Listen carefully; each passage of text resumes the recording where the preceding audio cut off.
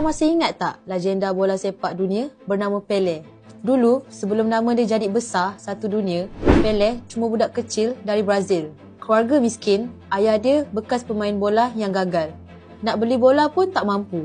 So, apa dia buat? Dia main bola guna stokin yang diisi kain.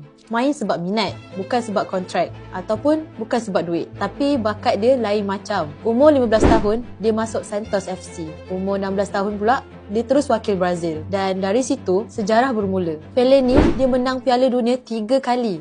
1958, 1962 dan 1970. Sampai hari ini, tak ada seorang pun pemain yang boleh ulang pencapaian tu. Lebih 1000 gol dikenali satu dunia. Tapi yang buat orang hormat dia bukan sekadar skill.